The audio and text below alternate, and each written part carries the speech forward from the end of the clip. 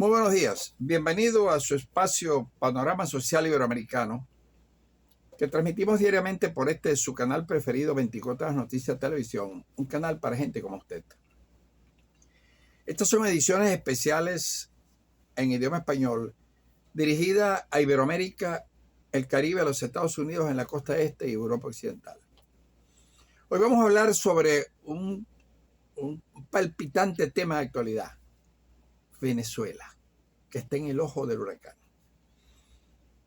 Pero para poder entender cómo ha sido la evolución político, social, económico, militar y energética del país, es necesario develar algunas páginas cercanas de nuestra corta y violenta historia política,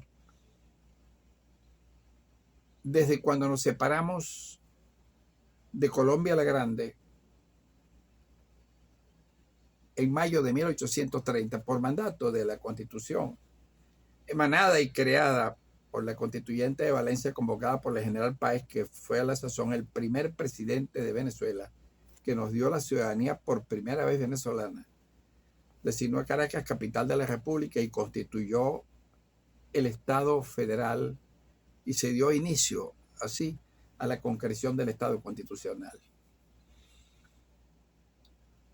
A lo largo del siglo XIX, luego que culminaron las guerras patrias entre 1812 y 1823, que culmina la presencia del español en Venezuela con la batalla del lago de Maracaibo, dirigida brillantemente por el neogranadino José Prudencio Padilla, Venezuela comenzó ese proceso de fraguamiento y de búsqueda de consolidarse como un país, como una nación, como un Estado, con una organización social, con una constitución, que es el matrimonio entre el Estado y el pueblo. Pero lo ha hecho transitando caminos difíciles de violencia. El primer periodo, y debo señalarles que nuestra historia política ha estado dividida en periodos de 40 años. Ese primer periodo se inicia cuando el presidente Páez, al frente del gobierno que venía desempeñando, designado por el Libertador en 1827, en su último viaje, cuando lo nombra jefe civil y militar supremo de Venezuela. Ahí se inicia la oligarquía conservadora. Páez, que con su mano certera y habilidosa, luego de separarnos de Colombia la Grande, el más frustrado proyecto integracionista del Libertador por las pasiones de los venezolanos que en ese momento de 1830 dirigían las 5 repúblicas que el Libertador liberó y fundó.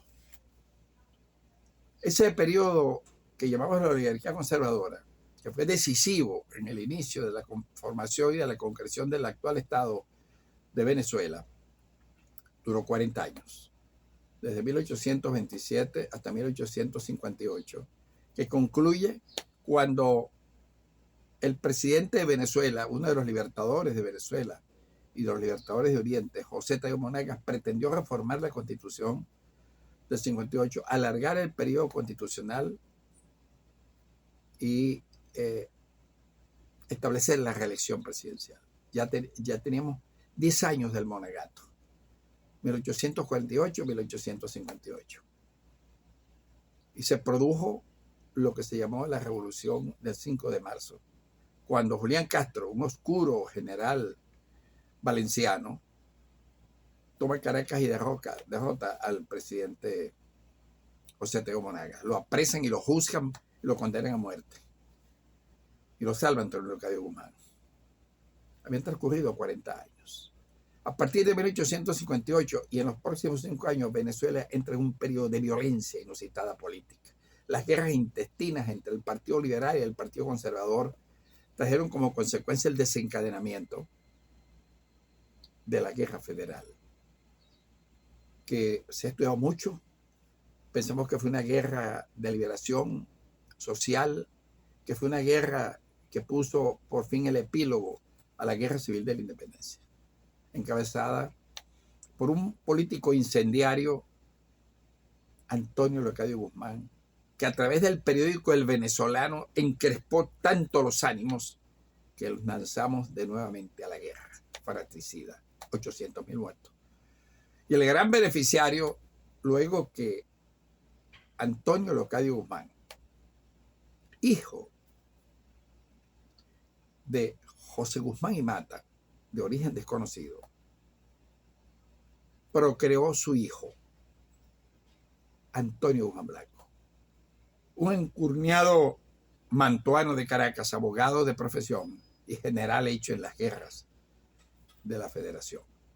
Guzmán Blanco elimina a Zamora de una forma muy hábil, se apodera por los próximos 40 años del poder con la Constitución de 1864, que creó el Estado de la Unión, Estados Unidos de Venezuela.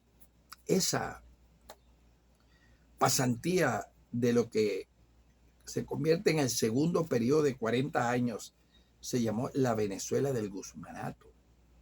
La anterior había sido la Venezuela del Monagato. Se establecen grandes cambios. Guzmán Blanco, de cultura afrancesada, mantuano de hidalguía, cambia totalmente la estructura jurídico-política y las tradiciones que se venían aún manteniendo desde la época de la colonia. Hubo una fractura histórica importantísima. Y se apodera del poder hasta 1899. Gobernó por 17 años y dejó los hombres, cuando se fue a París, encargados, que él los designaba a través del cable francés: presidente de Venezuela Linares Alcántara, Joaquín Crespo, Rojas Paul, el general Crespo, 2 veces presidente, y el último presidente liberal por 2 años, el general Ignacio Andrade, el llamado el huérfano de Crespo. Ese periodo fue un periodo de asentamiento y de control que lo ejerció el presidente Guzmán Blanco, apaciguando las pasiones y la violencia que generaban 24 caudillos interioranos que él logró amalgamarlos, traerlos a su poder, darles facultades para que manejaran corruptamente sus cotos de poder en cada uno de las regiones de Venezuela.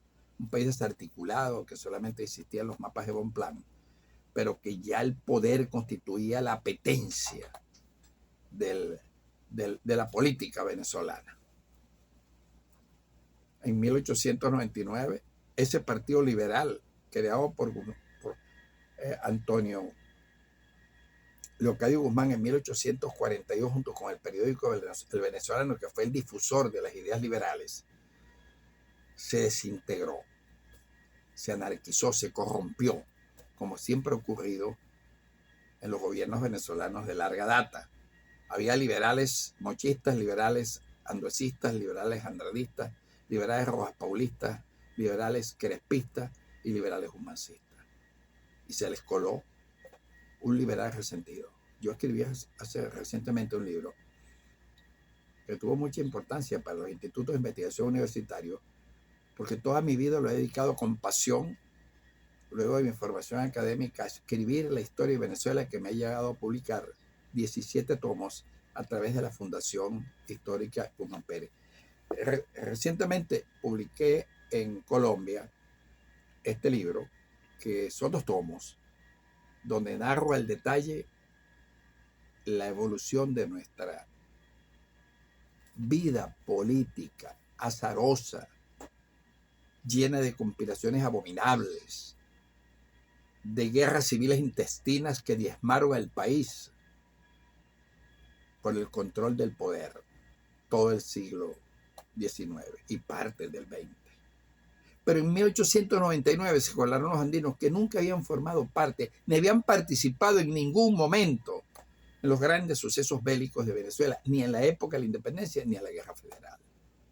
Pero con Castro el guerrero, Gómez el pacificador de Venezuela, López Contreras, el hombre de la transición, Maidangarita, el gran demócrata, y Pérez Jiménez, el hombre que nos civilizó y nos incorporó al siglo XX, en 1953, con 50 años de atraso de un país miserable, enfermo, desarticulado vertical, social y horizontal geográfico, donde el tiempo de longevidad de vida era de 48 años y los dejó en 78. El gran estadista, no gobernante. Ese periodo duró 45 años, donde los andinos, con su visión del país, de la patria, del gobierno, de la familia, echaron las bases con lo más luminoso durante el gobierno de los 27 años de la oscura noche gomecista del actual Estado constitucional. Y le dio forma a Venezuela a costa de cárcel, represión para controlar la violencia. Gómez, muerto prematuramente, el pacificador de Venezuela. Duraron 40 años hasta que se produjo un desajuste político y el Partido de Acción Democrática, fundado en 1941, durante el gobierno liberal, abierto, donde se comienza lentamente, sin prisa pero sin pausa, como lo dijo el presidente Medina, la modernización de ese país miserable que daba vergüenza en América, lleno de lepra, enfermedades venéreas, sífilis, paludismo. 89% de la población viviendo en ranchos, un país donde no nos conocíamos. Ni el oriente conocía a los Andes, ni los Andes a Guayana, ni Guayana al occidente. Lo conocimos cuando el presidente Pérez Jiménez construyó el puente del Chama, y por ese puente y la trasandina que construyó el presidente Gómez bajaron al resto del país. Y los andinos andinizaron a Venezuela. Había andinos por todas partes. En la gobernación del Estado, en las jefaturas civiles, en las prefecturas, en las policías,